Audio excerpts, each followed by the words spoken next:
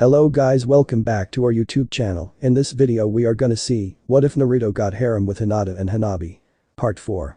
If you want more awesome fan fiction like this, don't forget to hit that subscribe button. So without wasting any time, let's get into the video. Hello, I am here again with a new chapter, hope you like it. Before I begin the chapter, I would like to share with you two ideas that I decided not to use, but I still believe that they are good ones and could be used in another's stories or to create new stories. If any of you want to use any of these ideas, I only ask for two things.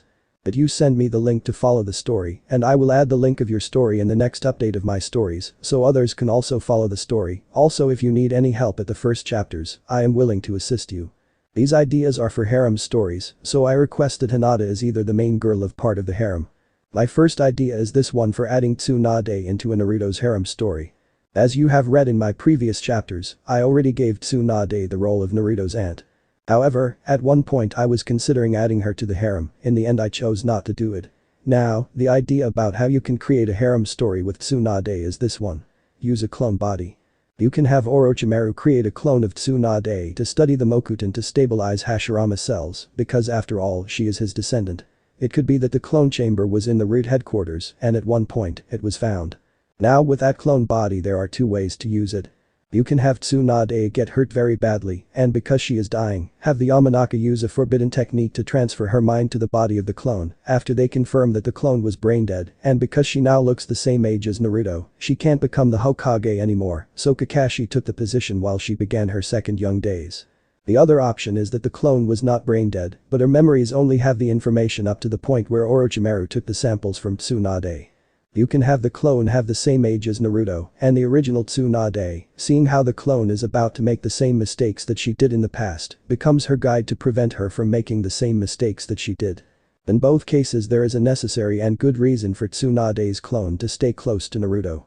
I was thinking maybe that Naruto has a special power that is necessary to keep the clone body in good health, or she is placed in Naruto's team to replace Sasuke, never liked Sai. My second idea is for the people that also like the series Fairy Tail. I have read some crossovers between Naruto and Fairy Tail. However, so far, I do not like any of the ones that I have read. Mainly because they take Naruto to the other universe, but then what happened to his original world? That made me feel that the story is always incomplete. That is why I come with this idea. In fact, I already put this idea in a forum years ago in a forum of the author Narhina. And uses the idea to create a story named The Dragon Container. I recommend this one. In fact, he gives me credit for the idea in the first. It has been some time since the last contact, so I decided to put my idea here, hoping that someone will like it and try their own version. The idea began in the end of the Tartarus saga, when the soul of all the dragons are moving to the afterlife. That happens in the same moment of the sealing of the Kyuubi, and by some coincidence all the dragons end up inside Naruto.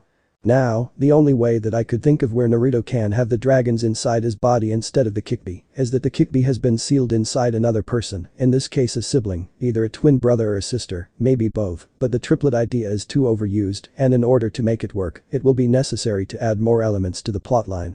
That also opens the door to the neglected plotline. I know that not many like it, but depending on how it's developed, it could turn into a good story.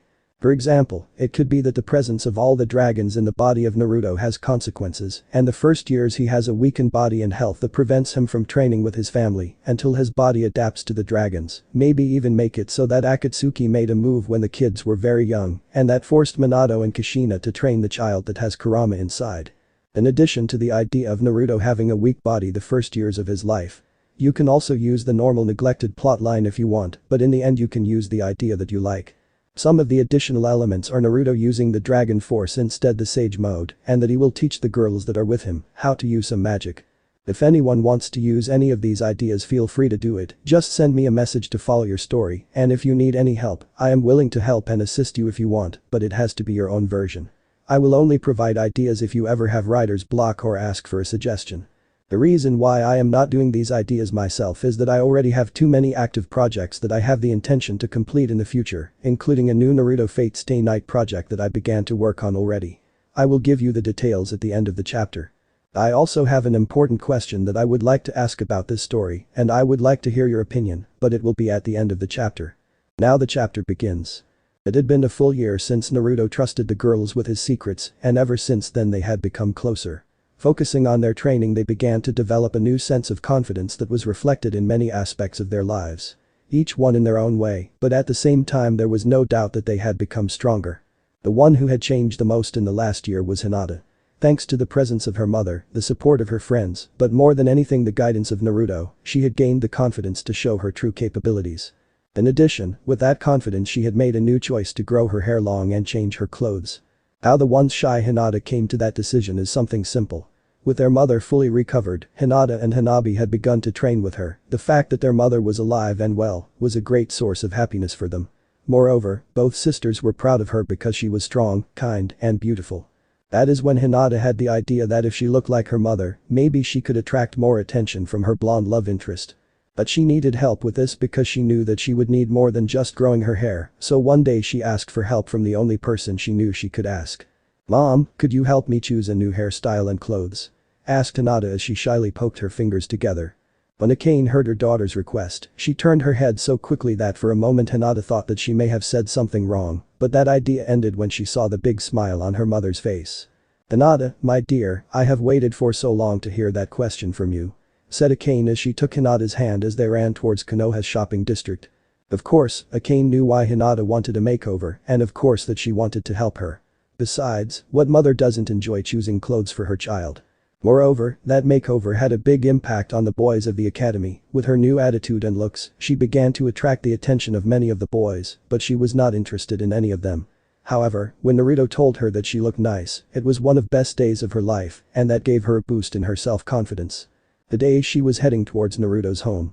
She and the others agreed to gather there to make plans for tomorrow's field trip. That would be the last exercise before they had to take the graduation test. She was praying to Kami that she would be placed on the same team as Naruto, hoping to spend more time with him as they do missions together. She was around halfway into the forest when she heard a voice. "Look who we have here," said a boy. There were another two boys at his sides, and behind him there was a genin. Hinata knew who they were the gang of bullies who had attacked her the day that she met Naruto. She had seen them in the academy, but they were in different groups. In all this time they never tried to do anything against her or her friends because Hinata knew that they were afraid of Naruto. It seemed that they chose to try their luck now that they saw her alone. "Aren't you too old for this? We are about to graduate and you still act like kindergarten bullies," said Hinata as he got into her ready position. "Shut up. Don't think that you are better than us just because of your clan," said the leader. "When have I ever said that I was better than anyone?" asked Hinata in a matter-of-fact tone. "It's that superior attitude of yours that bothers us, and today we are going to put an end to it." "You haven't answered my question, but I guess that is to be expected because you are only looking for an excuse to act this way, and to be honest that is pathetic." "Silence, little princess. This time you are alone and my big brother who's a genin came to teach you a lesson." "You mean that you were afraid to be beaten again so you brought help?" said Hinata. "We will see how this ends, especially since your boyfriend isn't around," said the leader hoping to make fun of her. When Hinata heard these words she began to blush and poke her fingers together. "We really aren't like that, at least not yet," said Hinata in a low voice. "I mean Naruto-kun is a great boy, funny, intelligent and hardworking," and so she began to talk about the good points of Naruto, completely ignoring the current situation. But the group of bullies didn't, and after a few moments of listening to her they lost their patience. "Better," said the leader. In that moment, the two other bullies jumped at her while the leader and his brother were looking from behind. "Take this," said one of them as he tried to strike her face only to see her disappear. "What the hue?" was all that he could say after Hinata not only avoided his attack, but also punched him hard in the stomach. "Naruto is really kind and over the years we have become even better friends, but he is also kind to others, so I am not sure," continued Hinata, who after delivering that devastating attack, continued talking like nothing happened. "You," said the second bully as he tried to kick her from behind. But Hinata raised her foot, blocking his kick, and with a bicycle kind of frontal kick, landed her attack on his face. "The other day we had ramen together and that was so nice, but I know that if the other girls and my sister would have been available, they would have been happy to join us, and I am happy that he has more friends, but it was nice to have some time alone together." "Oh my, what I am saying, this is so embarrassing," Hinata continued in a dreamy tone, her face starting to redden. It was a big contrast seeing her act like a shy girl talking about the boy that she liked, while the two bullies were down on the ground crying from the pain. "That is what I was expecting from a Hikta," said the older brother of the leader. "Big brother?" asked the leader of the group. "Do you really believe that I care for your reasons? You are just a disgrace who bullies others." I only came here to test myself against Ahika, but if she was so weak as to lose against your pathetic friends, that would have meant this would have been a waste of my time, but this one looks strong," said the genin as he got ready.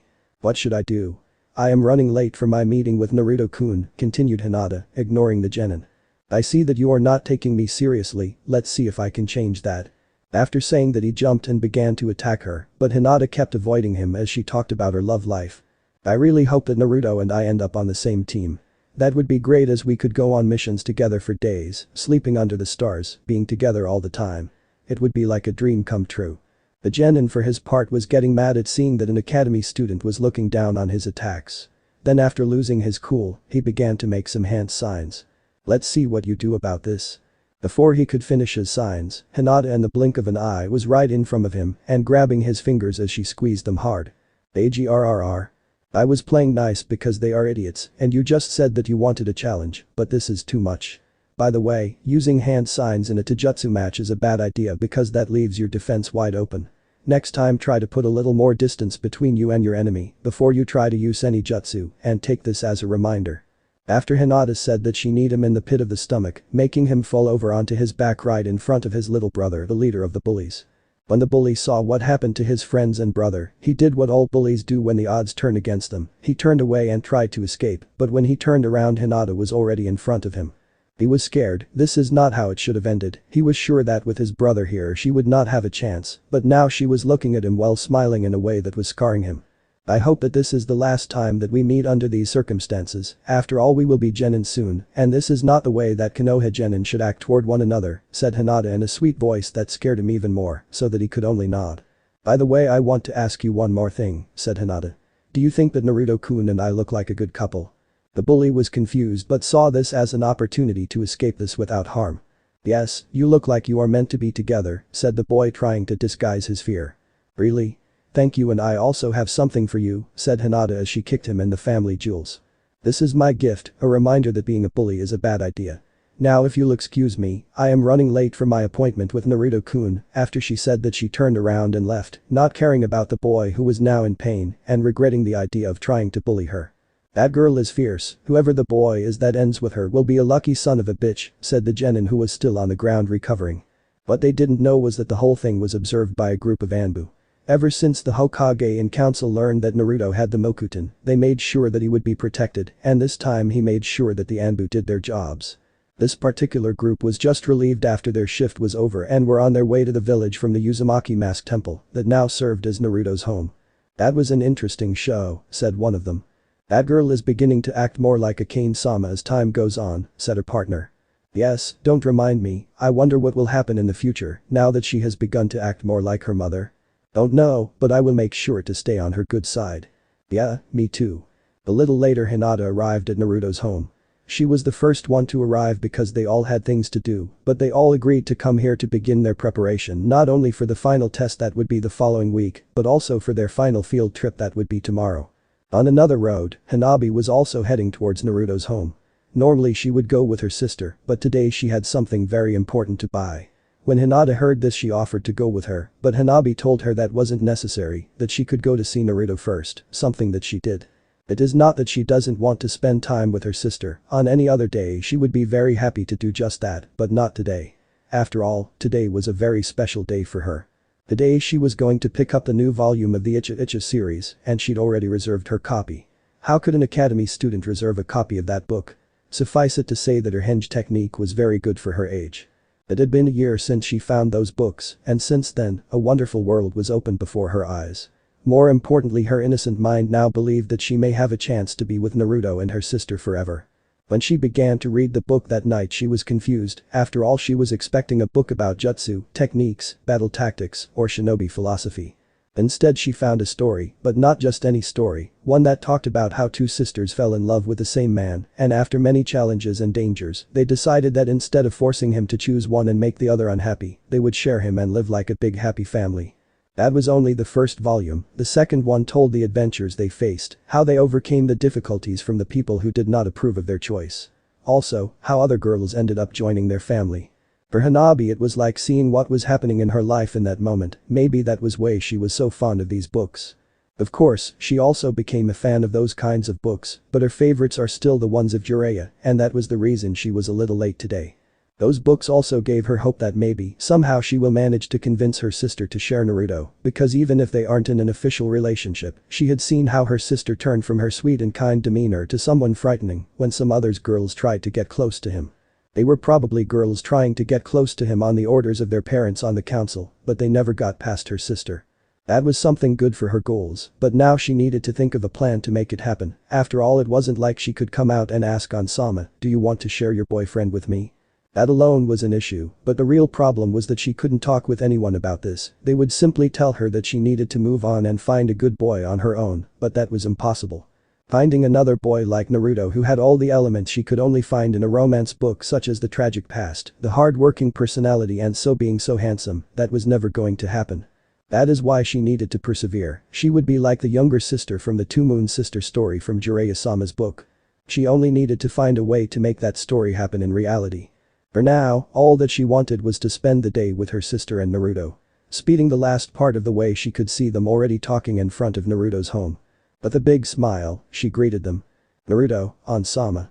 "Hello Hanabi," said Naruto with Hinata smiling at her direction. When Hanabi got closer, she could see what they were doing.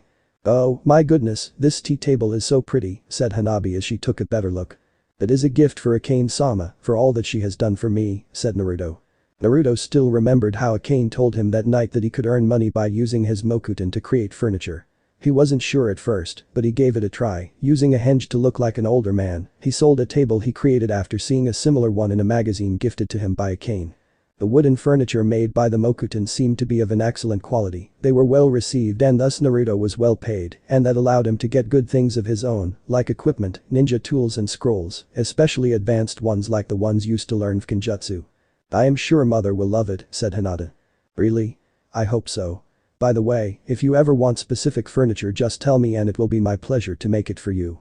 "Then one day I will take you up on that," answered Hanabi. "What are you doing?" They heard a voice from behind them. When they turned, they saw Ino and Yakumo greeting them. "Nothing, just talking about the present that Naruto said he will give us," said Hanabi. "Really?" said both Ino and Yakumo. Over the last year, just like Hinata and Hanabi, Ino and Yakumo had changed for the better. In Yakumo's case, the one sickly girl who was about to abandon her dream of becoming a shinobi now had a strong body which allowed her to be one of the best students the academy had seen in a long time, especially for her desire to always push her limits.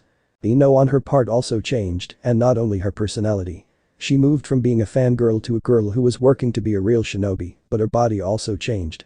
Before, she was a skinny girl who dieted to attract the attention of a boy, but after Naruto told them that they were ready for the serious training, she and the others ended up attacking the food when they finished the day of training. She could still remember how she and Hinata ended up in a little battle to see who could eat more ramen. It was something spontaneous, and even if she lost, she was determined to win eventually. She never had this much fun before because her other two friends, Shikamaru and Shinji, would remain sitting under a tree eating potato chips while they looked at the clouds if they could, and that was fine once in a while, but not every single day. Sakura, she preferred to not think about her anymore. As a consequence of her new training and eating properly, she had developed some good muscles that highlighted her body, the same as Hinata, Hanabi and Yakumo, but because she was the skinniest, the changes were more evident. "By the way, here are the seeds that you wanted," said Ino as she handed Naruto a small package. "Thanks a lot, Ino-chan," said Naruto as he received them, never seeing the small blush on Ino's face. They were just seeds, but they were from exceedingly rare plants and trees that Naruto could make grow with his Mokuton. Thanks to her family's business, she could easily get those seeds. "With this I will be able to make more stuff and get more money," said Naruto. "You know, with the money that you are earning with the furniture that you create, you could live an easy life if you wanted to," said Yakumo. "But where is the fun in that?" answered Naruto. "By the way, are you ready for tomorrow's field trip?" All the girls replied by showing him their left hands where he could see a small mark that looked like a small mole. "Always have a set of your equipment ready in case of an emergency," said the girls at the same time, like it was something that they had heard a lot. "I see that you have improved your use of Kenjutsu," said Naruto. "Yes, even my dad was impressed when he saw me get my gear ready in my room. He said that only Chunin begin to learn about Kenjutsu, and even then few are actually any good at it," said Ino. "Our parents felt the same way," said Hinata and Hanabi. "Mine too. That makes me wonder how you got so good at Kenjutsu," asked Yakumo. "Do not forget the Kage Bunshin," added Ino. Ever since they began to train seriously with him after the night he told them his secrets, Naruto had proven to be an excellent teacher. The speed and level they were learning with him was much better than that of the academy. Naruto even taught them how to use the Kage Bunshin, and now each girl could do 2 of them. When Naruto told them the little trick behind that jutsu and how it could be used, the girls were surprised because they could have their clones learning different things while they trained their real bodies, and of course one of the things that Naruto had taught them about was Kenjutsu and Iram Ninjutsu. "I am just giving you pointers, you are the ones who are fast learners," was Naruto's reply. "Anyway, I just hope that we get in the same group." But that said, they began to prepare for the training field trip that will mark the end of their academy days, with the final exam a couple days after. The next day. "Now everyone listen to me," said Iruka as he stopped in front of a group of Chunin. "We will divide the class into groups of 5 people who will be under the guidance of a Chunin.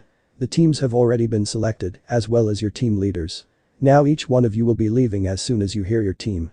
But that all the students began to be called until there were only 10 people in the room, on one side Naruto and the girls, and on the other side Sasuke, Sakura and 3 random Uchiha boys. Naruto and Sasuke looked at each other with cold eyes, it was no secret that they didn't like each other. Naruto at least tried to be polite because he respected both Itachi and Mikoto, but Sasuke had a big attitude problem, and he didn't like him. Sasuke for his part wanted nothing more than to show the village and the family that ignored him that he was superior to that moron, and even if he managed to take away one of his friends and made her one of his followers, he wasn't happy that it was that stupid fangirl. "Okay, now Sasuke, Sakura, Kai, Shin and Sano, you are with me, the rest of you will go with Mizuki," said Iruka. The reason for this choice was simple, with Sasuke being the younger brother of the next Hokage, it was only natural that the lead teacher would be in charge of his group, and because it was evident that neither Naruto or Sasuke liked each other, it would be for the best if they aren't in the same group. Considering that no one outside the council was informed about Naruto's new power, that choice was evident. But that said, Iruka left the classroom, followed by the students he had called. Sasuke gave a final dark look at Naruto before leaving the room. "What is that idiot's problem?" asked Ino. Ever since her experience with him she began to see him for what he really was. "Just ignore him," said Yakumo.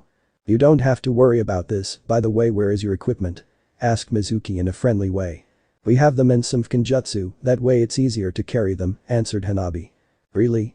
You really are the best students of the class. Now I will tell you that in order to avoid unnecessary intervention from others, each team was assigned to a different area," said Mizuki. "We are going to a field that is close to a training area, it is a little apart from the others, but that ensures us that we won't be bothered by anyone."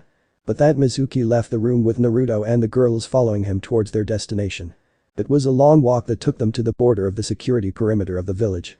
When Mizuki gave the order to make camp and assigned the tasks to pitch the tents, look for food and water, as if it was a normal camp. Naruto could have provided a cabin without trouble, but he didn't want to reveal his Mokuton. Naruto and the girls did the tasks they were assigned, and soon all the work was done and the camp was ready. All this happened while Mizuki supervised and assessed them. Later that night, they were sitting in front of the campfire talking about many things, but then Naruto felt a change in the air, and he stand up looking at the far side of the field. "It's about damn time," said Mizuki as he stood up as well. "What is going on?" asked Hinata as she stood up as well along with the other girls. "There are many people, shinobi by their chakra signature, heading this way," said Naruto as he turned to Mizuki, remembering what he just said. "You know them?" "Of course I know them, after all, I was the one who told them that we would be here." "Sensei?" asked Hanabi. "Stop calling me that. Do you know how much I hate being with stupid brats like you all day for all this time? Now you are my ticket to the winner's circle. Once Orochimaru-sama sees that I gave him such fine specimens for his experiments, he will make me his second in command." "You're a traitor," said Yakumo as she pointed her kunai toward him. "How can I be a traitor if I was never on your side?" In that moment two Anbu jumped in between Mizuki and the kids. "I knew that you have some guards, after all, the Mokuton is too valuable for this village, Mizuki." "How do you know about that?" asked an Anbu with purple hair and a katana. "That doesn't matter, besides, you have other things to worry about, Mizuki." At that moment around 50 shinobi began to walk from the shadows of the trees, they were heavy outnumbered. "Don't think that we will make things easy for you, once the battle begins all the shinobi in the area will come here," said the purple-haired Anbu. "About that, Mizuki." Boom. They could hear a big explosion in the distance. That explosion just happened in the other side of the village, and now all the shinobi in the area are heading toward that direction, said Mizuki with a dark smile. "Why are you doing this?" finally asked Naruto. To be honest, he never liked that teacher, but he had to respect his position in the academy. "Because I hate you and this village, and nothing will make me happier than destroying this village and its people." Mizuki. Then why involve them if you want me? Naruto. They are a bonus, 2 Hyuga, a Yamanaka and the special power of that Kurama clan girl. Oh, I can already imagine their screams of pain when Orochimaru-sama begins to cut them up to study their bodies. You're a sick monster. Said Naruto. One monster recognizes another. By the way girls, do you want to know a little secret? Mizuki. If you are talking about the Kikbi, save your breath, we have known for a long time and we do not care. Hinata. Naruto-kun is right, you are the only monster here. Hanabi. Now that we know you are a traitor, we don't have to pretend to respect you, you are the worst teacher that we've ever had. Yakumo. If you think that we will follow you without a fight, you are stupider than you look. Ino. We will see, we have wasted enough time, get them. Mizuki. But that all the shinobi charged towards them. One of the Anbu got ready to fight as he charged toward the enemies, while the other stayed to face Mizuki, but before he had the chance to end him, another group of enemies came to help him. Let's do this, try to support the Anbu as we fight, that is our best option. Battle formation 1A. Said Naruto as he and the girls made the Kage bunch and hand signs. While Naruto made around 20 of them, the girls only did 2 each, but that would be enough for now. Ino stayed in the center with her 2 clones at her sides, while the original took her kunai and got ready to the fight. Her 2 clones began to make the hand signs for her clan jutsu. When they were ready, they used it. Shintention no jutsu. Said both clones as they used their attack while the real body stayed on guard. Ever since she began to train with Naruto and the others, Ino also began to take her training in her clan arts more seriously, so when she was training in front of Naruto and the others, Naruto asked her what would happen if the enemy managed to attack her real body while she is using her jutsu. Ino told him that she could die, and that is the reason why she depended on her teammates at those times. After hearing this, Naruto told her that while trust in their teammates is something good, she also needed to find a way to defend herself in case the situation become too dangerous. When Ino asked him about what she could do, he offered to teach her the Kage Bunshin, that way she could have the clones do the jutsu while the real one stayed alert. When the other girls heard that Naruto would teach Ino that jutsu, they asked him to teach them as well, something which he did, and each girl adapted the technique to her own use. One moment after Ino's clones used that technique, 2 enemy shinobi that were in the backside of the attackers began to throw their kunai at the allies in front of them. Hurry. Yoko. What the hell are you doing? Said one of the enemies who managed to avoid the attack. You shouldn't be bad guys and attack us, said both shinobi in unison. From her side, Ino saw how her clones executed their plan, and as expected they managed to take them by surprise and kill a few of them. Ino decided long ago that she would become a great shinobi and would not look back, she would walk forward in the company of her friends as they followed Naruto, who had become their guiding light. Soon the enemies that her clones controlled were killed by their own companions, and her clones moved to look for other targets. Ikumo took some storage scrolls and released their contents. It was a painting, but this painting depicted a volcanic land with magma running over the entire landscape. When she activated her clan skill, the enemies that were heading in their directions stopped when they saw they were about to step over a river of magma. They knew it was an illusion, but before they had the chance to dispel the illusion, a few well-placed kunai ended their lives. Hinata and Hanabi knew that with their body sizes, they would need to get closer to the enemies in order to use their jiken. Following the advice of Naruto, they would use the clones to make an opening, and they would target the head or the heart to make sure that they killed them with a single strike before moving on to the next enemy. Thanks to the training that they received from their mother and the practice that they had with Naruto when he attacked them with many of his clones, they are somewhat familiar with facing many targets at the same time, but this time the targets are real and are after their lives. They would do what they had been training to do, there was no way that they would allow that their stories to end here in this way. With their clones providing an opening, Hinata and Hanabi began to take down one enemy after another. Naruto had a couple of clones in position, ready to help the girls in case they needed it. However, so far, they were doing well. Naruto began to direct his clones using water jutsu, earth jutsu, and some wind jutsu, but mostly using the taijutsu that he had been practicing with the old Genramshai. So far, it looked like they would make it, they could do this, they could win this battle, but the moment that Naruto thought that something changed in the battle. These useless idiots, said an enemy shinobi wearing glasses behind a mask and silver hair. By the looks of things, he seemed to be the leader. It seems that the plan is not working as expected, but that just goes to show how impressive Naruto and the girls really are. Now the time for games is over. In that moment he began to make hand signs, and when he was done, everything changed.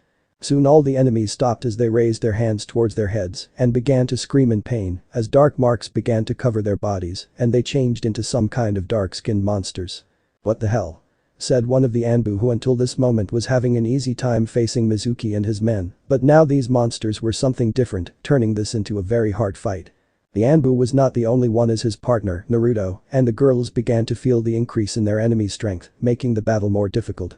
"Something is happening to these guys," said Yakumo as one of her clones was destroyed by an enemy. "I know, what are these markings?" asked Ino after she lost a clone. "We need to regroup," said Hinata with Hanabi following her. The group of enemies in front of them took a deep breath and they knew what that meant. "They are going to use a fire jutsu," said Ino. Naruto made use of his earth element to create an earth wall that stopped the attack, but those shinobi monsters began to jump over the wall. Naruto's clone jumped to intercept them, but they were too many and soon his clones began to be taken down one by one. The situation began to turn for the worse. Soon they began to surround them. The Anbu with the purple hair also joined them, she had been killing them with her sword, but now things are getting out of hand.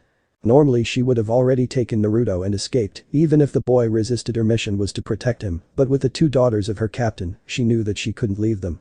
Before she had the time to think of another plan, the leader of the group who was looking from the distance, made a new series of hand signs, and soon the result could be heard. Boom. Every single one of the shinobi monsters exploded at the same time, taking everyone by surprise. What that hell? The person that said this was Mizuki, who was in excruciating pain on the ground after he got caught in the explosion. He remained behind the monsters that were fighting against the Anbu, enjoying the show, but when they exploded, not only did they hurt and leave the Anbu unconscious, but he was also caught in the explosion as well. What is the meaning of this? This wasn't part of the deal. Fool, did you really believe that Orochimaru-sama would accept a pathetic loser like you? You were only a pawn, and a useless one. You couldn't even capture a group of kids, what a loser, said the leader with silver hair. What did you do? Asked Naruto as he struggled to stand up. Like the others, the explosion took him by surprise and he is now injured, but the worst part was that when he turned around to see the girls, he saw them also on the ground and hurt, he could even see them bleeding. He didn't need to hear his answer after that because now he doesn't care, he would put an end to this and help his friends, one way or another. Ignoring the pain that he was feeling, somehow, he managed to stand up and turn to face the silver-haired man who was walking towards him with 4 shinobi, but these were different from the others who just exploded. They just look rare. Hell, one even had 4 arms. But that didn't matter, he needed to stop them. When he tried to cast his chakra, the injuries in his body and the fatigue that he had ignored began to exact their price, and with a painful expression on his face, he put a knee on the ground. "Naruto-kun," said the girls when they saw him in pain. "You said that this boy was special, hell, even this useless fat pig is more impressive," said the only girl in the group. "Oh, shut up or I will do it for you," said the fat man. "Just try it," was her answer. "You two cut it out, we had orders, we will take them with us," said the silver-haired man in mask. Naruto for his part stood with the last of his energy, scared not for him, but for what could happen to the girls. "Hey Kurama, a little help here would really be appreciated. You need my help for enemies of this level." "What that hell have you been training for?" asked Kurama. "It is not my fault that they made the other guys explode," answered Naruto. "If you'd killed them all when you had the chance, none of this would be happening. I hope you learn from this experience," said Kurama. "Can you save the lecture for when we are safe?" said Naruto. "They are not easy enemies, the level of chakra that I need to give you in order to survive will hurt you," said Kurama. "Do we have any other options?" said Naruto. "No, but I do not want to hear your complaints after this," as Kurama began to pour his chakra into Naruto's body. "Raya!" screamed Naruto as red chakra began to form around his body. The enemies who were getting closer stopped, getting worried about what they saw. "Remember to focus," said Kurama as he was getting worried that his chakra could hurt Naruto. "What that hell is happening? What is that Gaki doing?" asked the man with 4 arms. "He is trying to use the Kikbi's chakra, but he is too young to control it. This is bad, the other shinobi will feel this power and come here, we need to take him now," said the silver-haired one. The red chakra that covered Naruto began to change and golden parts began to cover his body. It looked like the chakra cloak. Turning to see the enemies once more, in the blink of an eye he was right in front of them and punching the fat man in the stomach, sending him flying backwards. "You damn brat," said the red-haired woman who tried to take out a flute, but before she has the chance to use it, she received a kick in her face. "Amazing," thought the girls from their position. "Not bad Gaki, but now your luck has run out," said the man with 4 arms, but this time the silver-haired one put a hand on his shoulder. "We need to leave." "Why?" "We can take that brat," was the answer. "All the shinobi in this village must have felt his chakra, and taking him down will take more time." "Orochimaru-sama will not be pleased by this," said a pale purple-haired man. Maybe not, but the one who will carry the blame is that fool over there, said the silver-haired man as he pointed to Mizuki. Wait. You can't do this to me. That wasn't part of the deal. That deal wasn't with us, was the four-armed man's reply as he turned around to help the red-haired girl stand up. Listen well brat, this isn't over, one day we will come after you and your friends, said the silver-haired one. I will never allow that to happen, Naruto. Naruto never got to hear if they replied as they disappeared into the shadows. Wait. You can't leave me here, said Mizuki, who was still trying to stand up. That noise only made Naruto remember that the one responsible for all this was still within his range. You. All this is your doing. Stay away monster. But Naruto didn't hear him as he needed someone to release his frustration, and Mizuki won the prize. Take this, said Naruto as he began to beat him into the ground. Some moments later a group of shinobi arrived and for a moment they believed that the Kyuubi took control over Naruto and was attacking his comrades, but one of the Anbu, the purple-haired one, who had recovered the consciousness, managed to explain to them what had just happened.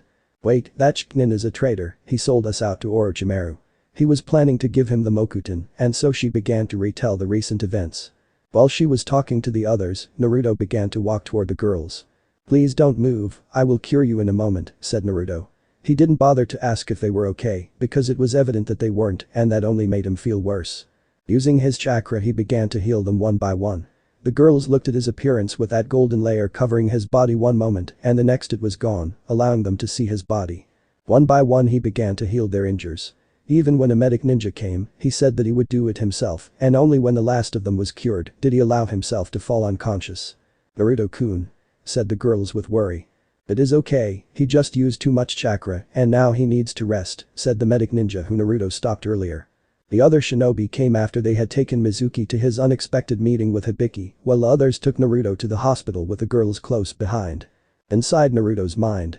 You know, you may be my little brother, but you coming to visit like this each time that someone beats you is kind of pathetic Kurama. Hey, that is not my fault, how I was supposed to know that stupid teacher was a traitor. Naruto. That may not be possible, but being ready in case the worst happens is something that I have told you before Kurama. Over time, the relationship between Naruto and Kurama had evolved to a one like an older brother and younger brother. That also included the right the big brother had to bother the little one. Seriously, even with all the advice and training that I have given you over the years, you couldn't deal with this level of trouble, Kurama joked about the situation. You will see. I will kick their asses next time, said Naruto with energy, but then the memory of the girls getting injured came back to his mind. What is wrong? Kurama. The girls, they got hurt and I couldn't save them. Since the moment that they chose to become ninja, they were meant to get hurt at one moment or another Kurama. I know, but this is different, those guys came after me. Do you think that they will care about that? They will help you even if you don't want it. I know, and it is very frustrating to know that there is nothing that I can do to stop it Naruto. There is something you can do, it will not completely stop them from getting hurt, but in case of emergency, they will always have extra help. What are you talking about? Asked an interested Naruto.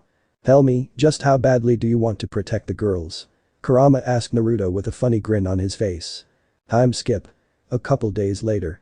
Konoha Council. As you know, a couple days ago, Orochimaru sent a group of his men to capture Naruto and get both the Mokuton and the Kyuubi, said the Hokage. That caused many of those present to talk between themselves, but the Hokage took control of the meeting again. As you know, we kept the information related to the Mokuton a secret that very few knew about, and given the connection with Orochimaru, that only gives us one suspect. Said Itachi who was standing next to the Hokage. This is troublesome, but we already suspected that the traitorous Anin is the one who implanted the Sharingan in the cells from Hashirama, said Shikaku. So, the possibility that he went to him for help is something that we had expected, but this confirms it. We can no longer take a passive position before this matter, they have been plotting to destroy us for the last year, and we need to put an end to this, said Fugaku. I am ordering a complete search in order to find any information about them, said the Hokage. Then what? Would you finally do what you should have done years ago? Asked Hiashi. This level of hostility would never have happened before, but Hiruzen had no other option but to accept that his past mistakes were causing others to lose confidence in his skill to lead the village. The worst part was that he couldn't blame them, because he still remembered how the first Hokage told him about his battle with Madara. He loved Madara like a brother, but in order to protect the village he was willing to kill him. Yet he allowed his student who killed members of this village and his former teammate who betrayed the shinobi of this village to both run away. He did not know how he could face his sensei when he was to meet him in the afterlife, and those two were still alive trying to destroy Konoha. No, this time I will show no mercy, and I will do what is necessary to protect this village, was Sarutobi's answer. What about Naruto and the girls? I hear that he wasn't alone when the attack happened, said Tsume. He suffered from chakra exhaustion, but he is fine, he even cured the girls after the battle, so they are also fine, said Itachi. That leads us to another problem. Now that Orochimaru is after Naruto, his life is in more danger than we can imagine, especially if Dansum is joining forces with him, said Shimza. You cannot forget that if they targeted the girls the last time, it's possible for them to do it again in order to get to Naruto, said Shikaku. This is an unexpected situation, but we need to do something, said Shimza. Of course, we will. I refuse to allow my daughter to face that level of danger without any way to protect her, said Inoichi. The same comes from me, especially because my 2 daughters are in danger, said Hiashi. Unfortunately, we have a situation. There are 5 of them, that means that we can't put all of them on the same team. We will need to place them on at least 2 teams, and those teams will need special protection, said Shikaku.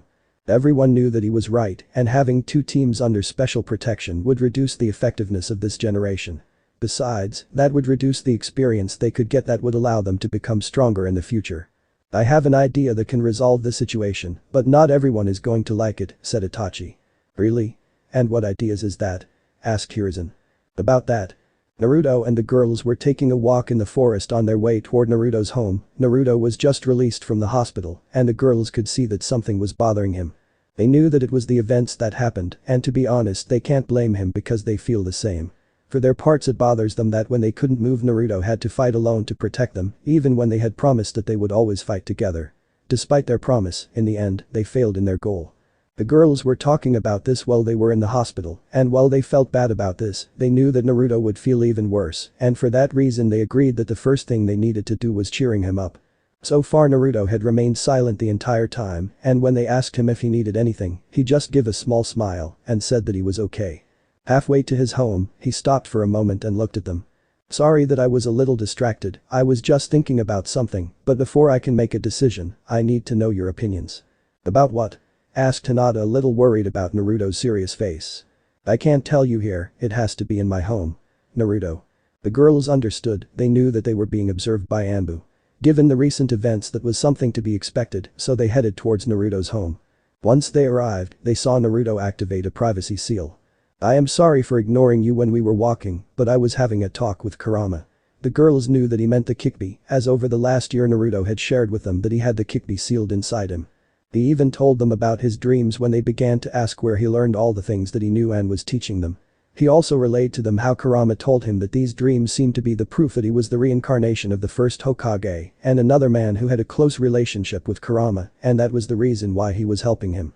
The girls understood that they could no longer be surprised by anything that Naruto did and agreed when Naruto asked them to keep that information a secret. Did he say something about the attack? Asked Hinata.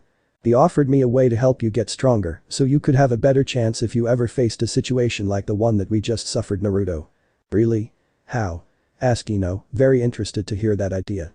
He said that I can place a mark on you that will allow you not only to control the natural chakra that you are learning how to use, but it will also allow you to connect to his power and allow you to use it, Naruto. Really? That is great, said an excited Hanabi. There is something wrong about this, isn't there? Asked Yakumo. All my life the village has treated me like a monster for something that I have no control over. They didn't take the time to get to know me, they just decided that I am a demon. If I give you this mark and the others learn what it does, you may end up receiving the same treatment that I received from the village. When the girls heard this, they got silent for a moment until Hinata broke the silence. So what? When Hinata said those words, the other girls turned to see her, so she continued. I'd rather be with the people who supported me for who I am, rather than being worried about what strangers think. If they do not like my choice, that is their problem, but I will not stop living my life in the way that I want with the people that I want. I agree with Ansama, said Hanabi. You are my friends, and I do not have any intentions to lose any of you, so I am, and said Yakumo. If you believe that I will allow you to leave me behind, you are sorely mistaken, said Ino. When Naruto saw the reaction of the girls, a little laugh came from his chest, attracting the attention of the girls. You know, Kurama told me that I have no right to make the choice for you, and that the least I can do is ask for your opinions. It would seem that old fox was right. Again Naruto remained silent for a moment before he spoke again. It seems that he does not like to be called old. He also told me I need to tell you that this will bond us together for the rest of our lives, that once it is done it cannot be undone, and for that you need to be sure about your choice, said Naruto. I already gave you my answer, said Hinata with the others nodding their heads in support.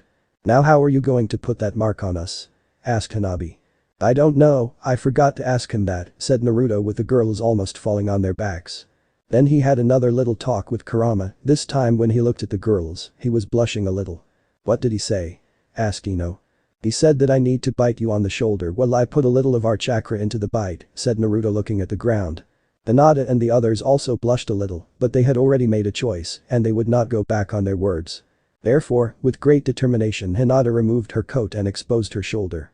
Naruto knew what she meant and stepping in front of her, looking into her pearly eyes one more time for confirmation, he received what neither Kurama nor Naruto realized was that part of the energy of the mask that allowed Naruto to remember his past lives also got mixed with their chakra and got into Hinata. Hinata for her part couldn't describe what she was feeling. She was expecting to feel pain, after all it was a bite they were talking about, but after the initial contact what she felt wasn't pain, it was something else, pleasure, euphoria, ecstasy.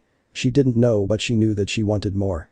Naruto for his part was worried that Hinata may be feeling a lot of pain because she had begun to breathe hard. He wanted to stop but Kurama told him that he couldn't until they were done. A minute later, Naruto released her after Kurama told him they were finished. Hinata, are you okay? Asked a worried Naruto. The way her face was blushing coupled with her heavy breathing made him believe that the experience was painful for her. Oh yeah, I mean yes, I am fine, was Hinata's answer. I didn't hurt you too much? Asked Naruto. No, I didn't feel pain, it was just the surprise to have chakra put into my body this way, that is all, said Hinata, who for a moment considered offering her other shoulder so he could mark her again. Okay, if you say that you are okay, then who's next? Naruto. He hadn't finished saying those words when Hanabi stood up and right in front of him with her shoulder exposed so he could mark her as well. When Naruto marked her sister Hanabi had her Byakugan active and she could see it, how that beautiful golden chakra came from Naruto's body and went into her sister's body, invading her chakra network. That was something that she wanted to feel as well. Hanabi came back to the reality when she felt Naruto's hand touches her arms, once again he seemed to ask for permission, something that she gave. Then it came, the same sensations that her sister felt a moment ago were now traveling through her body in the form of that beautiful golden chakra. When Naruto was done, she almost regretted that it was over so soon. The next one was Kurama, and just like Hinata and Hanabi the sensations were very intense for her as she felt his chakra bathe her body as if it was water.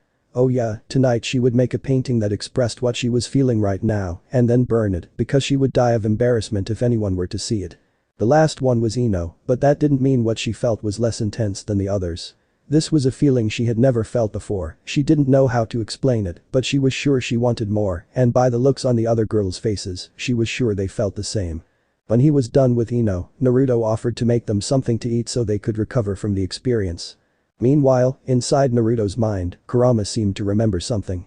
Did I tell him that that mark worked like a mate mark and that means that he and the girls are now a pack? Well, who cares, I never understood human mating habits anyway, besides, I get the feeling that whatever happens will be fun and I certainly need entertainment. It was late at night in the Hika compound and Hinata was sleeping in her room.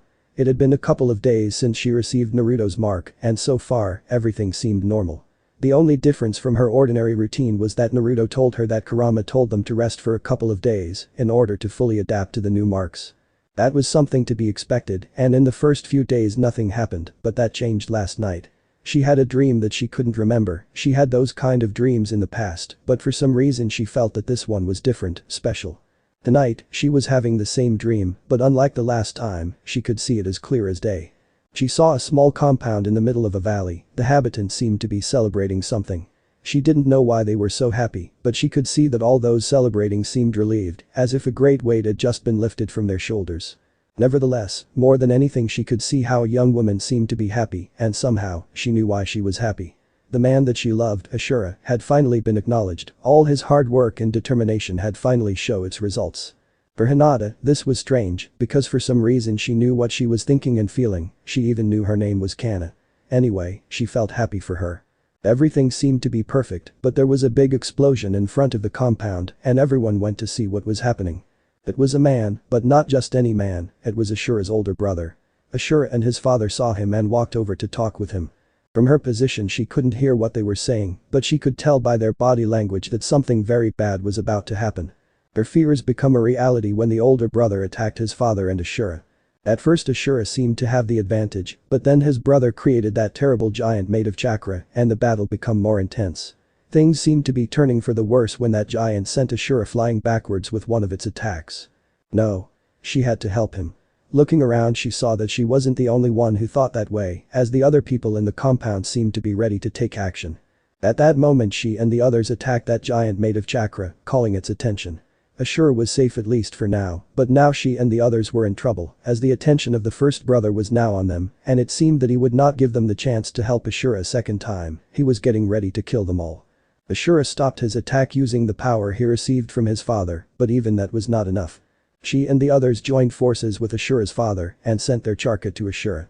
What happened next would be a scene that she remembered for the rest of her life, as Asura created his own giant, but this one was made of wood.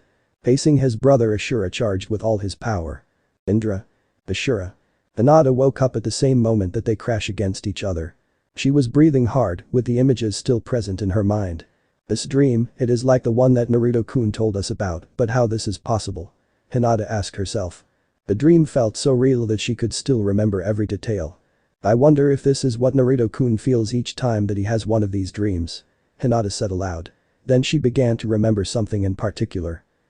She saw how that woman was willing to face that monster in order to help her beloved. That kind of love and dedication. That was the kind of woman she wanted to be.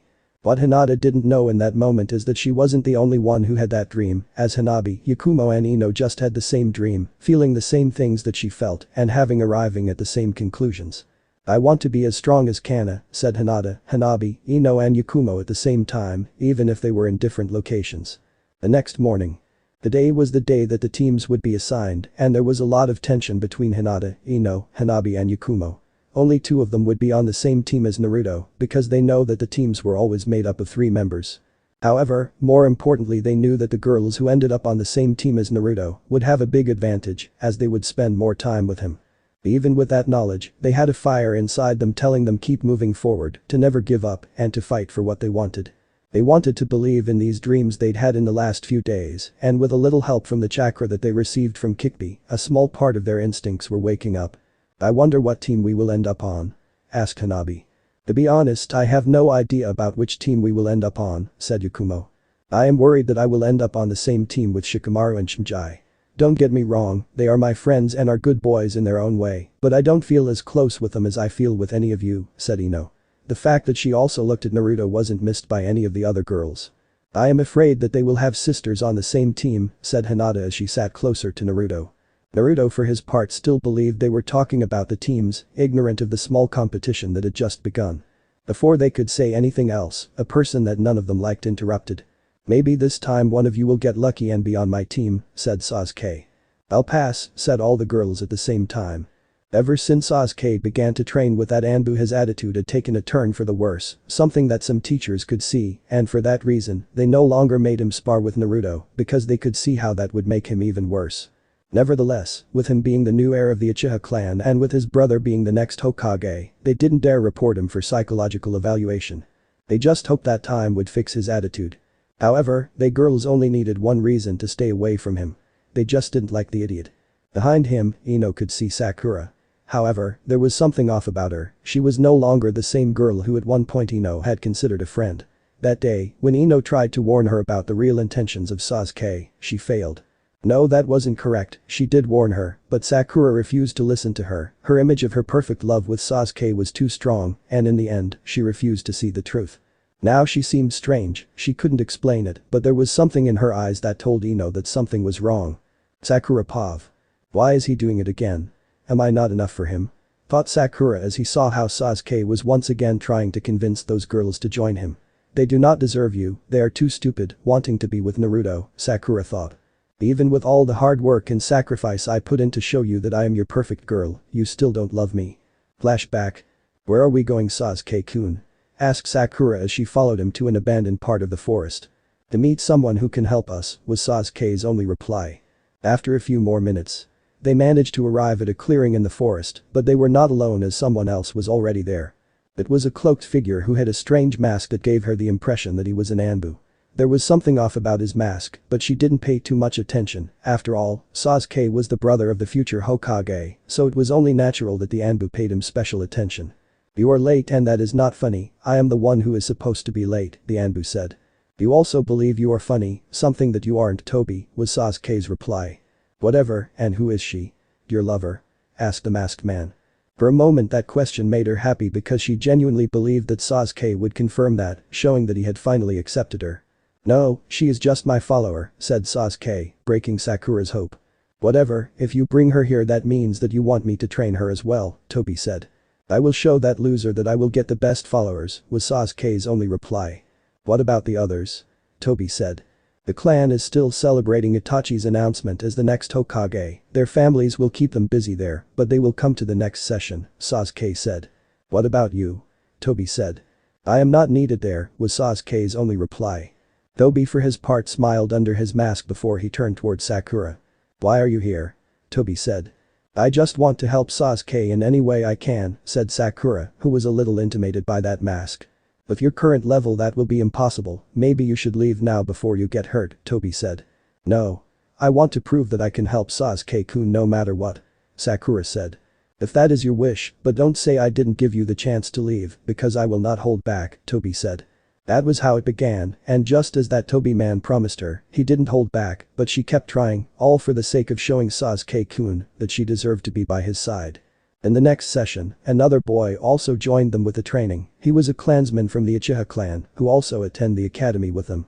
Moreover, in every session Toby showed them how brutal his training could be, but that didn't matter because this was just a test to show Sasuke that she was his ideal girl. After some time, she realized that Sasuke began to talk less and less with her in each training session. In the end, he just gave an order and she and the other boy obeyed. The only interesting thing that happened was Toby telling her that she should also learn Harem ninjutsu so she could be more useful to Sasuke, something that she did, but once again, nothing changed between she and Sasuke. Why can't see you me? I am right here, Sasuke-kun, Sakura thought. End of POV. Sasuke didn't like how these girls kept rejecting him. It wasn't that he was interested in them, but they were strong, and they could be useful tools to help him show this village that he was the most powerful shinobi of his generation, even better than his brother. However, more importantly, he just wanted to take them away from Naruto. Before he had the chance to say anything else, Iruka entered and called the class to attention. Today is the day that you will know on which team you will be assigned.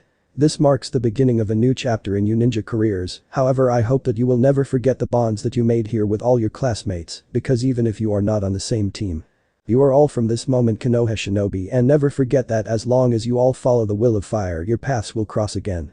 Now the teams will as follow, Team 1 Iruka said.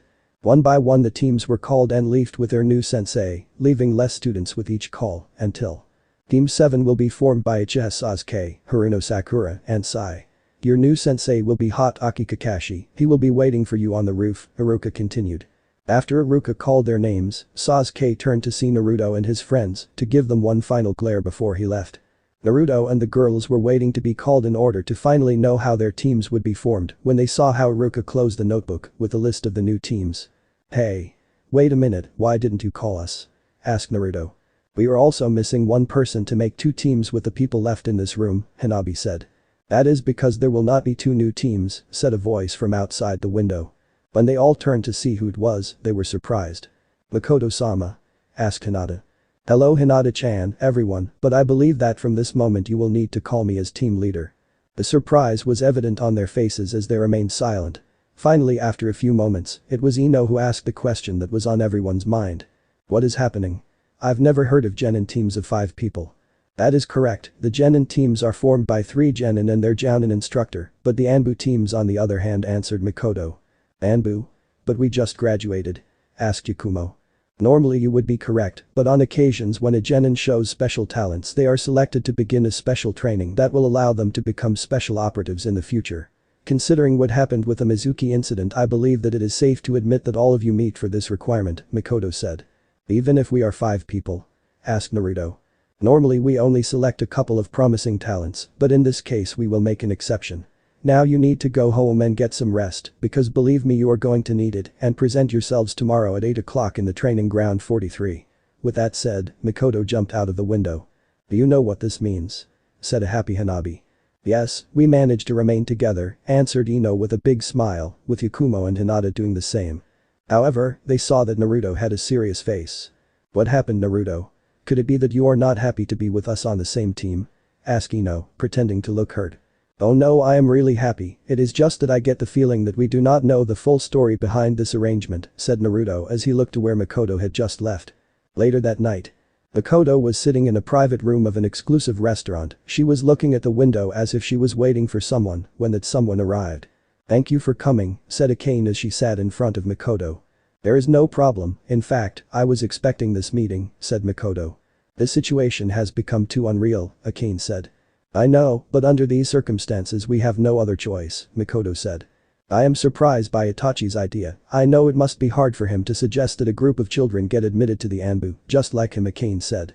There is no other choice, with Danzm still out there and Orochimaru now learning the truth behind Naruto and the special talents of the girls, the only way to keep them safe without destroying their dreams for the future is to make sure that they are always close to some of a group of Konoha's elite, Makoto said. But I want to know why you offered yourself for this, Akane said. Because it is my turn.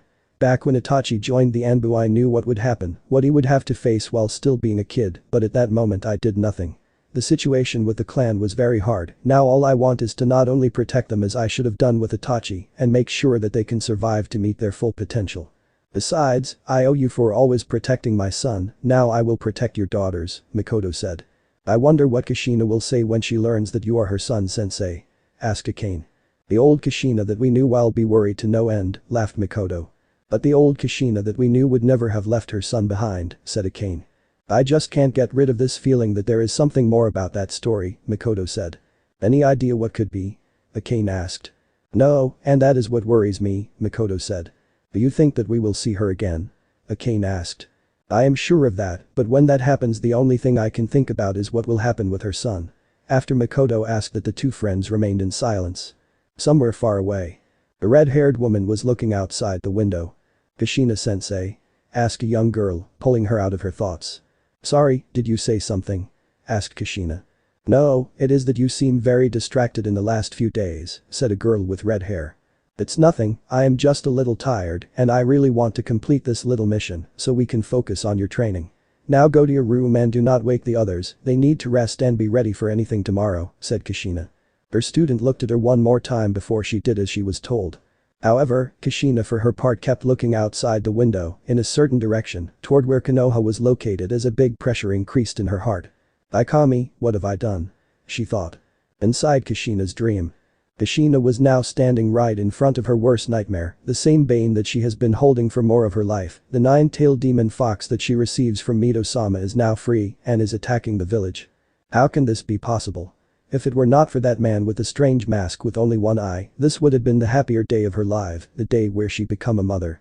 She has awaited this day for so long and has many plans and dreams, but now they will be over, the Kyuubi was extracted from her, that means that she will not survive to see her son, Naruto become a man, this will be her last moments. She could see how Minato was doing his best to stop the Nine Tails, but she knew that he needs an opening, looking at her son, she gives him a goodbye kiss on his forehead, she knew that she was about to die, so she will use her last minutes to give Minato the chance that he needs to stop the Kyuubi. So, gathering her last energies she uses her special jutsu, the chakra chains. It worked and she could see how the Kyuubi stopped moving. Looking at Minato she told him to hurry up. The next thing that she saw was how Minato summoned the altar to make the sealing process, that is when she knew what he was planning to do.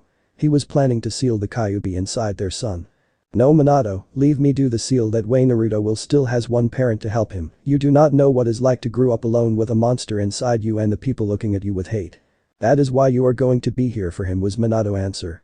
Before she could ask what he is talking about, she saw how the Kyuubi was about to kill their son with its claws. Her motherly instincts give her the energy that she didn't had to use her body as a shield to protect her son, but her husband has another idea in mind and push her out of the way as he use his body to protect their child. I am sorry Kushina, but you are right, Naruto will need a parent in the future, and you are the only one that understand what he will be facing said Minato, as blood come out from his mouth. Before she could protest Minato make the last hand signs of his life and said his final words. Seal. In that moment the Kyuubi began to turn into chakra, then, divide in two parts, one goes towards Naruto and the other right towards her. She could feel that energy coming inside her as she saw how the Shinigami began to devour Minato's soul. Minato. Kushina screamed, but in that moment her surrounding change and she is now in a hospital room, she knew because she has been here after many times after she got injured on any mission. She moves her hand towards her stomach, she could feel the chakra of the seal, and she knew that the Kyuubi, well at least half of it, is inside her. In that moment a panic look appears on her face. Naruto. Kushina was about to get out of the hospital bed and look for her son, but… So, the Kyuubi was divided in two, said a voice from the other side of the room. Kushina turns around, she could not stop the hate showing from her face as she saw the masked man responsible for all this. She knew that there must be an Anbu close around and was about to call them as she began to face him to avenge Minato's death. But sadly, her body didn't have the energy and before she could call for help, he was right in front of her with his hand covering her mouth. This will cause a delay in our plans as we aren't expecting to make 2 extractions, but do not worry, I will come back for you and your son, but I do not want him to grow knowing how to control his power, so I will give you a little present. But that she could see that his only visible eye from his mask changed to become a Sharingan as her world turned red with a black spiral, and in the center of that spiral, she could see a baby, her son as it is moving far away, but for some reason she cannot run after him. Naruto. In the moment Kushina wake up. She went to the bathroom to wash her face, hoping to remove these images. Over the last few weeks, she has been having that dream more often, and she didn't know what to do. But what bothered more is this feeling of void and guilt that she was feeling. It has been over 12 years since she leaves Konoha and her son. But even now she does not understand why she did. Sometimes she believed that she was protecting him because the seal will become unstable if the two of them remain close. Sometimes she believed that her son died with her husband and that the Kyuubi is taking control of his body. Sometimes she believed that it is only a matter of time for the 9 tails to escape.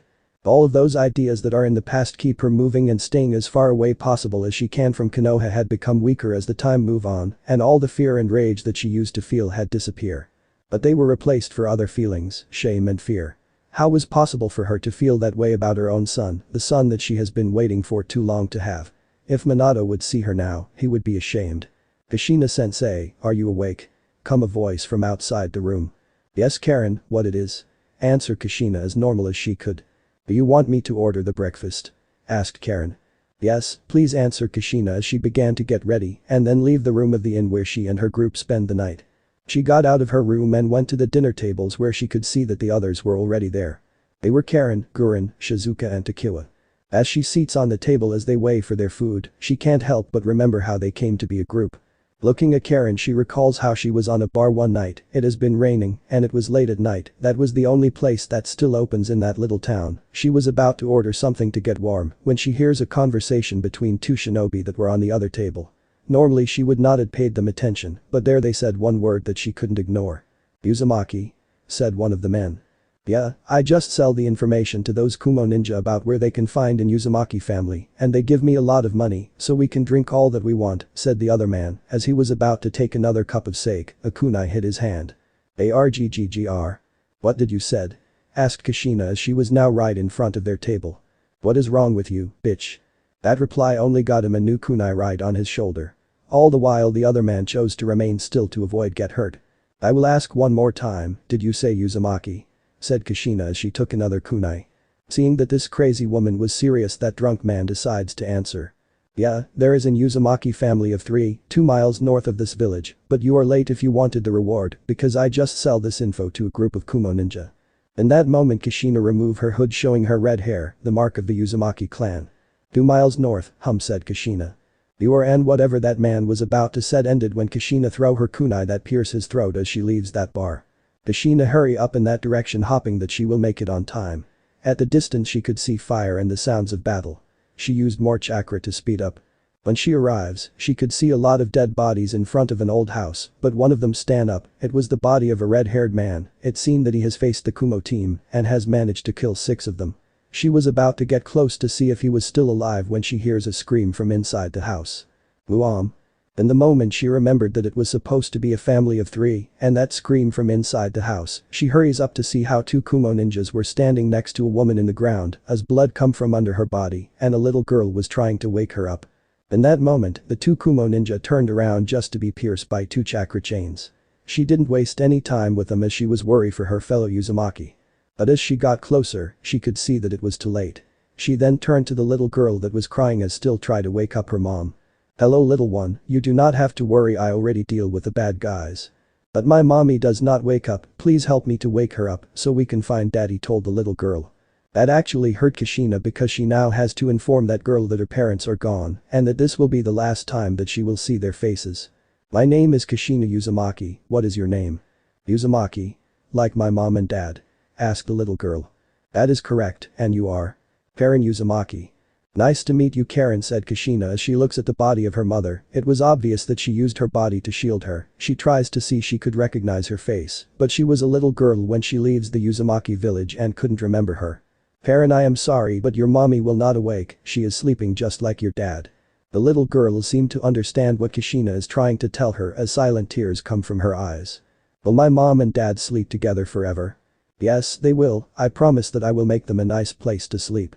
Kushina took the body of Karen's mother and placed her next to her husband. Then she moves to a clear next to house and using an earth jutsu, she made a grave long enough to have the two bodies, then she proceeds to place them on the grave in a position where they were holding each other hands. Now standing before the two bodies were Kushina and Karen. Hello, I am Kushina Uzumaki. I am sorry for not arriving on time, but believe me, that if I had known that fellow clanmates were close and in trouble I would had arrived faster. I know that you are worried about Karen, but I promise as a fellow Uzumaki that I will take care of her and make sure that she grew to be a strong kunoichi that has the power to defend herself and her loved ones. After she said this, she places her hand on Karen's shoulder to give her conform and to indicate her that she can say her goodbyes to her parents. Mommy, Daddy, I hope that you can sleep well and that in your dreams you look after me because I will dream with you and I promise that I will be fine, maybe not today or tomorrow, but I will be fine one day and then you will feel happy for me, so now you can rest and thank you for me my mommy and daddy, and with that more tears escaped from her eyes. In that moment Kushina used an earth jutsu again to bury their bodies, and in case that you are wondering what happened to the Kumo ninjas, the answer was nothing, she leaves them in the open for the wild animals to take. Karen was the first of the girls to join her. Next to Karen is Guren. Kushina still can remember how she met her and how she stops her from commit the worst mistake of her life. It happens over 2 years after she meet Karen, they were traveling for all over the continent when they hear the rumor that the old bastard of Orochimaru was nearby. She has lost a couple of friends because that monster and wanted to make justice for them, but she wasn't alone and with Karen, knew that she was not in condition to face him. But she can at least find off the information was correct so she can send a message to the old man and he can send somebody. It was in the middle of the winter so there was snow all over the place when she saw a small town ahead of them. Look Kushina-sensei, a town. That means that today we will sleep indoors, said Karen. Who knows, this town is too small to head in, so unless that we manage to convince someone to allow us to stay in their home, we will head to camp again. Kushina could see how Karen dropped her shoulders. It was in that moment that she saw a woman walking before them, but she was carrying someone else, a girl for what she could see. Excuse me, but do you need any help? Asked Kushina. The woman turns around to see Kushina and Karen. Hello, I see that you are travelers, said the woman. Nice to meet you, I am Kushina and she is Karen. Replay Kushina, trying to be more friendly as possible to show them that she is not a threat. I am Yukina. My pleasure, but I see that this little girl is hurt, did something happen? Asked Kushina. I don't know, I just found her in the snow on my way back, I knew that if I leave her alone, she will die by the time that the nightfall declare Yukina. If you need help it will be my pleasure to assist you. Expressed Kushina. Thank you. Replay Yukina. But that Kushina took the unconscious girl from Yukina and began to follow her until they arrived to her home. When they were about to get to the door, someone come out really fast. Yell, a small little boy that has just come out from the house. Yukimaru, you should not come out of the house, it is freezing, tell Yukina. But I miss you mom, said Yukimaru. But I only leave for 2 hours as I went to give the medicine that I make to the old Sasam, comment Yukina as she returns the hug of her son. In that moment the young boy saw that her mother wasn't alone. How are these people? They are Kushina and Karen, we do not the name of the girl, but she was unconscious on the snow. Really? Now why do you get inside and put to boil some water to make some tea to our guest? Yes mom. With it the little kid got inside the house. He seems to be a nice kid, said Kushina.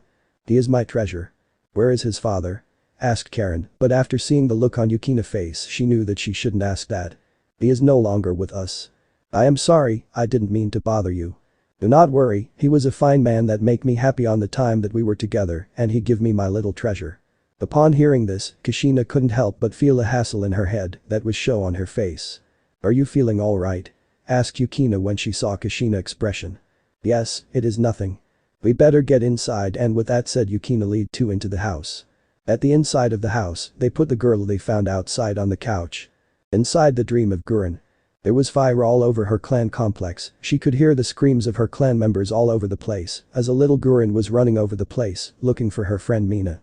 Mina was years older than her, but she is the only friend that she has in this complex. Ever since she awakens her bloodline, everything changes for her, and not for the better, because she has more talent than the other kids. They call her a monster, and the adults were always talking about how they could use her to improve their clan's position. Literally, she feels like a stranger in her own clan, and with her both parents' death, she feels no real connection with them. The only one that mattered to her in her clan was Mina. She was like the older sister she always wanted. It seems that when she lost her parents, Gurren's parents took care of her, and when they also died, she promised that she would be there for her, and she did it. Mina is the most important person for Gurren. She didn't care if the entire clan was destroyed, as long as she and Mina can escape. But as time passed and the screams become stronger, she began to worry about her. She was not only her big sister figure, but also her sensei. She has taught her to use her crystal release better than the old men in her clan. She even teaches her many techniques. She just turns around a building on the complex when she saw a couple of enemies that she kills with her crystal release. Gurren keeps advancing until she finally found Mina. Mina. No. Yells Gurren as she sees her sister figure in the ground with blood coming from under her. Mina, please open your eyes, request Gurren as she turned her over her back to see her face. Gurren? Asked Mina as she opens her eyes, they feel heavy and she was cold. You need to escape. I will take you with me, stated Gurren. I am not going to make it and you know it, replied Mina as she coughs blood. Gurren turned her eyes to see the injuries on her chest. It was made by a blade. What happened? How can someone hurt you like this? The blade grew, replied Mina as her strength began to leave her body. He led the attack on the clan. I tried to stop him, but he was a monster, and his blade grew. Then looking at Gurren, she said her last words. Run as fast as you can, you had to live, and with that Gurren saw how Mina leave this world. No, Mina. Gurren tries to wake her up, but it was useless. However, her cries have drawn the attention of some of the enemies. Looks, it seems that we missed that little girl, said one of the men. We need to finish the job, said other one. But at that moment when they began to attack her. I am going to kill you all, states Gurren as crystal spears come from her arms and kill the two enemies. I am going to find the man with the growing blade and I'm going to kill him, said Gurren as she began to run, leaving the clan complex. It was at that moment that she noticed a traveler right before her wearing a white yukata. She got ready to kill him, but that is when she saw that he was surrounded by the dead bodies of many ninjas that were using the same clothes as the ones that killed her big sister. Do you have any trouble with me? Asked the traveler. It was then when Gurren saw his face. It was as white as the snow, black mark around his eyes, and his eyes looks like the ones of a snake. Do you had anything to do with that? Asked Gurren, pointing towards her former clan complex. Even at this distance she can still see the fire from where they were. I have no interest in that place. I was getting away from here because I do not like the smell of charred corpses, particularly if I do not mind about this place. But those people do not understand that and try to kill me, so I returned the courtesy. I see he must be a traveler, that is what Gurren guessed at that moment. By the way, who are you? My name is. At that moment, Gurren began to wake up only to see that she was in an unfamiliar place. I see you've woken up, I'll tell the others, said a red-haired girl. What happened? Asked the little kid that was with the red-haired girl. My mom found you lying in the snow, you are lucky because you could die from the cold, you know, said the little boy. I see. At that moment two adult women got inside the room, one of them was carrying some soup. Are you okay? How are you feeling? Asked a brown-haired woman. I am fine, but how I ended here? Asked Gurren. I found you on my way home and carry you here. Thankfully I meet Kushina and Karen that also help me with you. I am Yukina by the way, and you already meet my son Yukimaru, said Yukina. Thanks, answered Gurren. You still have to tell us your name and why you were in the snow. Asked a red-haired woman that now she knows her name is Kushina. My name is Gurren, I went to find my master, he told me to wait in our camp, but as he didn't return, I become worried and chose to go out and try to find him. That is when I got caught in a snowstorm. Told them Gurren. Is your master strong? Or has any special power? Asked Kushina. Why do you want to know? Replied Gurren. Because we came here to confirm if a highly dangerous criminal is in this area. He is a monster that tries to take special people under his side, but if they refuse, he will kill them. Is that true? Asked Gurren and Yukina at the same time. Yes, he is a S-class criminal wanted all over the continent, replied Kushina. What is the name of that monster? Asked Yukina. Orochimaru was Kushina's reply. That caused a reaction on Gurren that she tries to hide, but Kushina still managed to see it. This must be very hard for you, so why don't you rest for the night and we'll talk in the morning. Here Yukina-san makes you a little soup. After Kushina said that, she leaves the room, been followed by the others. When they were gone, one single thought come to her mind. I must warn Orochimaru-sama that someone is looking for him. The RRRRRR, that was the sound of her stomach. After I eat that soup. However, she was so tired that after she got her stomach full, she fell asleep. When she wakes up in the morning, she realizes that the woman named Yukina was next to her and spent the entire day taking care of her, making sure that she would recover. She was a nice lady and she was thankful with her, but that woman Kushina, she looks at her like she knew something. She needs to leave this night. Gurin waited a couple of hours until she knew that all the other members in the house had gone to sleep, then opening a window she leaves in the middle of the night. After a while, she arrives at a cave. Orochimaru-sama. You had finally returned. I was beginning to believe that you had betrayed me and leave on your own, said the snake Sannin. That will never happen. I just got worried and went looking for you, but I got into trouble, but that is not important, someone is looking for you. That is how Gurin began to tell him all that has happened to her. So Kushina is here, that is interesting. Do you know her? Yes, I do, and she is a strong enemy, and to face her I would need your help. I would do anything for you, Lord Orochimaru. Good, because I need you to go back and kill that woman that took care of you as soon as Kushina leaves that house. That surprised Gurin. But she is a civilian, she is not a danger. Yet she saw you, and when Kushina see that you had left, she will know that there is a connection between us and many more shinobis will come after us. That is why we cannot leave witness. Gurin could see the logic of her master words, but the idea of killing a person that has helped her and cannot fight back is something that she did not like. Maybe I was wrong about you, and you do not have what is needed to be by my side. The words of Orochimaru get a reaction. No, Orochimaru-sama. I will carry on your orders, said Gurin, afraid that her master will abandon her if she does not follow all his orders.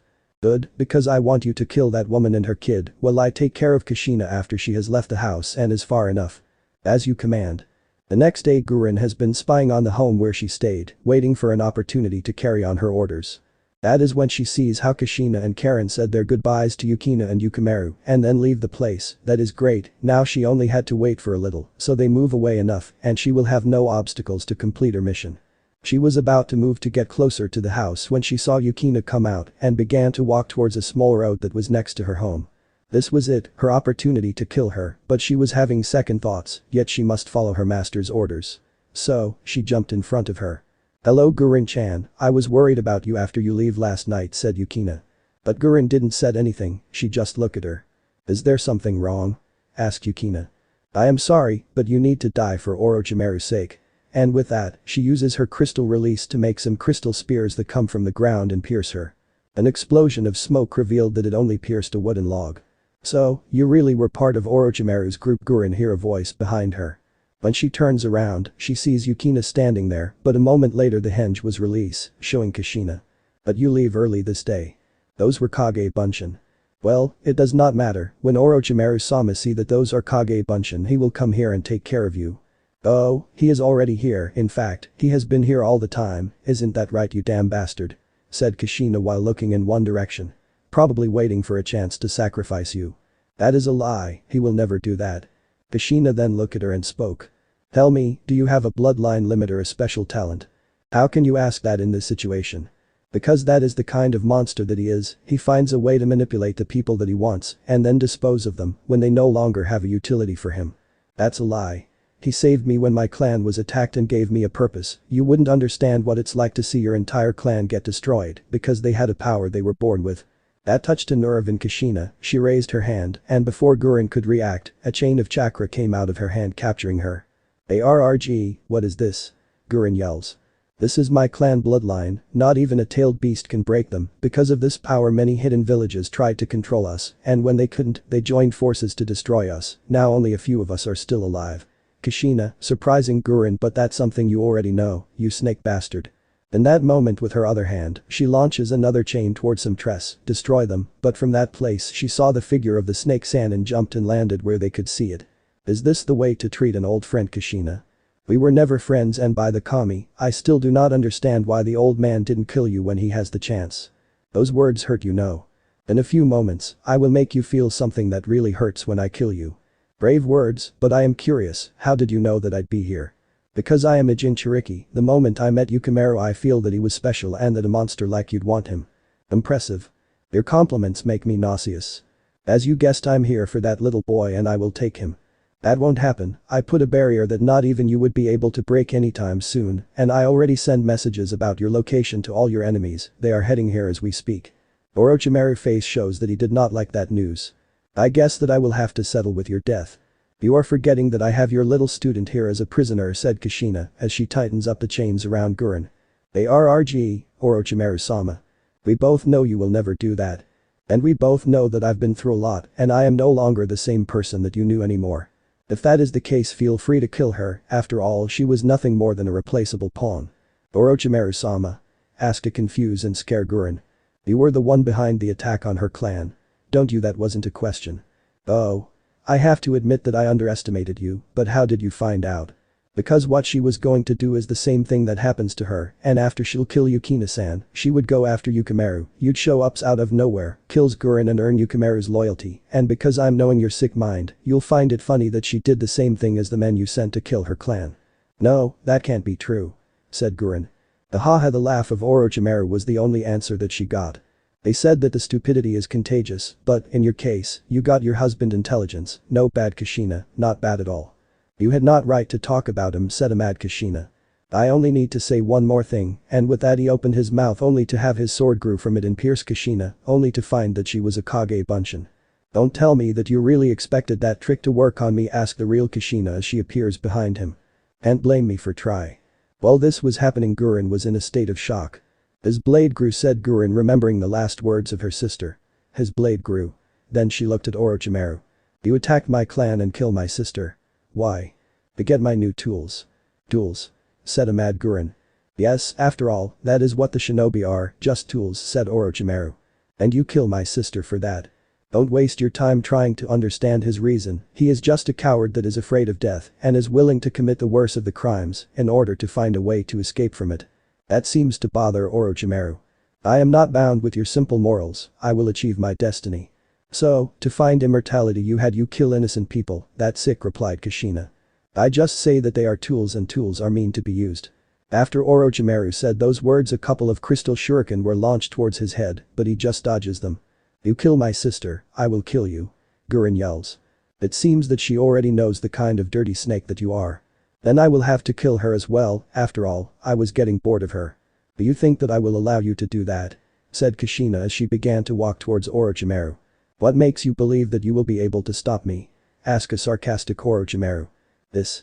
Announces Kushina as a mantle of golden chakra began to surround her body. So, you have finally mastered that power. But I hope that you do not believe with just this you'll have the victory on your pocket. Maybe not, but I know that you will not come out from this fight unharmed, and with your enemies coming to this place you may not survive, particularly if Uraya is the one that comes to this place. After all, we all know that he was always better than you. What did you say? Asked an enraged Orochimaru. Come here so I can repeat it to you slowly in your ear, answered Kushina. All this was bluffing. After all, Kushina has just learned to control the Kyuubi power, and she can only keep that form for 5 minutes, but she knew that if she can convince that coward that his life is in danger he will leave. Maybe on another time, if I can get my prize, there is no reason for me to stay here. Said Orochimaru. Do you think that I will allow you to escape, you monster? Gurren yells. But then she feels Kushina's hand on her shoulder. When she looks at her, she only said. It is not the time for your revenge, but in the future, you will have your opportunity. Gurren did not know why, but she ended following Kushina's instructions, but she keeps looking at how Orochimaru retread. One day I will kill you.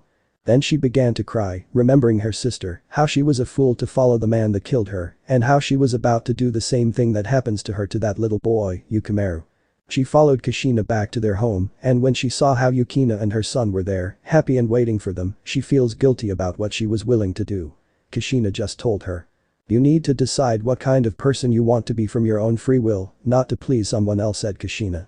At night, Kushina told them about her encounter with Orochimaru, keeping the actions of Gurren to herself.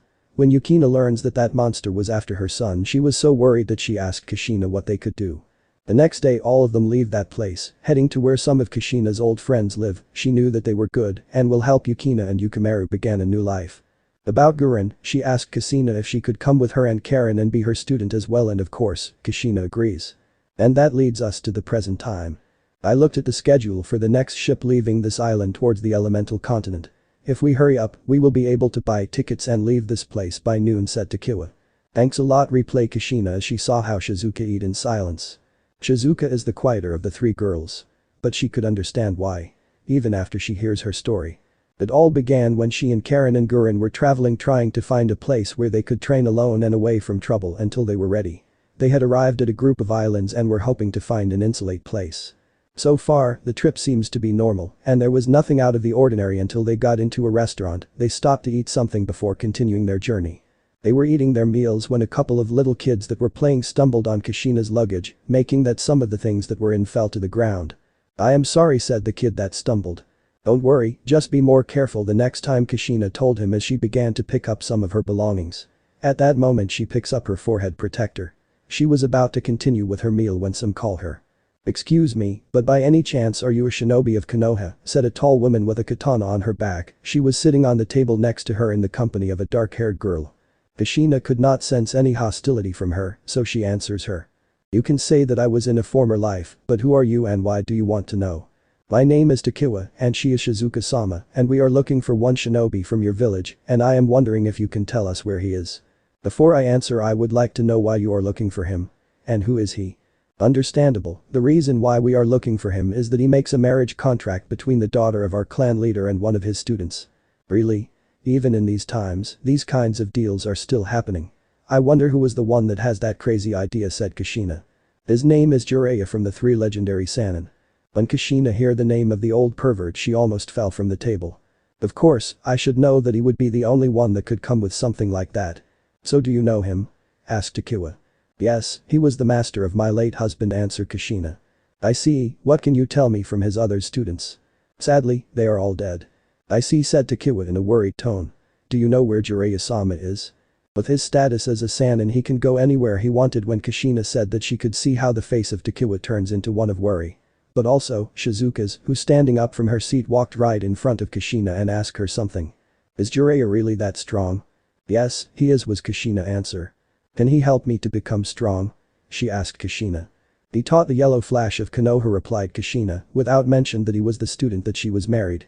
"I need to become strong, even stronger than my grandmother, and she told me that Jiraiya was the only one that she has met that was stronger than her," said Shizuka with fire in her eyes. There was something wrong here and Kushina could feel it. "Why do you need to become stronger? And why your grandmother didn't train you?" When Kushina saw the look in their eyes, she already got an idea about what happened, but she still needs confirmation. "Why don't we finish this conversation in a more private place?" After Kushina said that they leave to an isolated part in the forest that was close to the town. "Can you tell me what all this is about?" demanded Kushina. "We used to live within Nadeshiko village, normally only women are born there, that is why we had to find a husband from outside," said Takiwa. "That is how Shizuka-sama grandmother and Jiraiya-sama meet each other."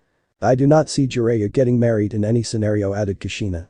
"That is why they make the deal that one of their descendant or students getting married, but sadly a couple of months ago our village was destroyed," said Takiwa. "What happened?" asked Karen. "We were attacked by a single man and he destroys our village in order to take a treasure that has been in our hands since the times of the Sage of the Six Paths," declares Takiwa. "I will kill him, that man with the spiral mask and one eye," announced a mad Shizuka. The last part attracted Kushina's attention. "What did you say?" "That I going to kill that man with the spiral mask and one eye. I was hoping to find Jiraiya-sama because grandma told me that he was stronger than her and asked him to teach me," said Shizuka.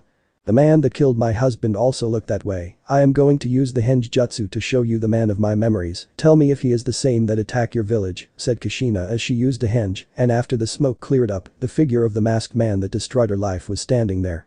When Kushina saw the reaction of Takiwa and Shizuka she knew the answer to her question. "It is him, isn't it?" said Kushina. "That is the monster that attacks us for no reason," answered Takiwa. "It looks that we have a common enemy," told Kushina. "What is going to happen next?" asked Shizuka. "What is going to happen is that we are going to get ready so the next time that we see that bastard we can kill him," told Kushina. But that said, Kushina with the help of Takiwa began to train Karen, Guren and Shizuka to be the best kunoichi possible so the next time that the danger finds them they will be ready. That was about 3 years ago, and she has to admit that she is proud of their progress, but also about the same time, the images of the night and the few memories that she has of her son are becoming numerous, frequent and stronger, and as the guilt becomes unbearable, she makes the decision to finally face her past, and even if she still can explain why she leaves. If her son chose to hate her and even attack her, she will be fine with that. It is time to finally had a mother and son talk. She confessed to her team what had happened to her and how she has a son of their age. To said that they were surprised was an understanding, but after the surprise has gone, they promise her that they will be there to reconnect with her son. And that is what led us to this moment as they get ready to go back to the elemental countries. To avoid being detected, they have been training into a group of islands far away in the ocean. They are so far that it will take them a couple of months to get to their destination. But they were ready, for this is the new chapter of their lives. "Let's go," said Kushina as she led her group to the ship. But they were not the only ones that are heading to the village hoping to meet Naruto. "I am going to kill that old monkey." "Please Tsunade-sama, calm down," asked Anbu, but he shut up when Tsunade looked him in the eyes. He and his two teammates were ordered by the Hokage to track down Tsunade and give her a letter. He believes that it will be an easy mission that a team of Chunin could do, but because it was a letter addressed to a Sannin, he believed that it must be of great importance. Now that he is seeing a furious Tsunade, he wished that he should ask for a complete platoon of Anbu as a backup. So far, the harder part was to find her, but now that they did, they wish that they had failed the mission. "Is the content of this letter true?" asked Tsunade. "I received the letter from the Hokage himself," was the only answer the Anbu provide, hoping that answer will make her lose interest in him. "Tsunade-sama, what happened, what said that letter?" asked Shizune. Tsunade only gives her the letter so she can read it. When Shizune was done, she could understand the reaction of her master. "Okami," said Shizune. "We are heading back to Konoha," declares a mad Tsunade. In case that you are wondering about what could possibly say that letter that causes that reaction on Tsunade. Well, it was a simple letter that said, "Tsunade, recent events have forced me to reveal information that your clan keeps under secret. Tsunade, you had a half-brother that you never knew about, and that while he died in the Kyuubi attack, he had a son that became an orphan the same night. In recent days he has shown that he has the Mokuton powers of Hashirama Sensei. Keeping that event secret for much longer will be impossible as Orochimaru already made an attempt to kidnap him. Thankfully he fails, and because you are the only relative of the boy that I can hope to find, I have the duty to inform you about this, so you can make the choice if you want to be part of his life or not. I will beat that old monkey until his face looks like a pudding." Chapter end. Alright, that's it for today's video guys. Let me know in the comments section how was the story, and also don't forget to like, share and subscribe. I will meet you in another video. Peace out.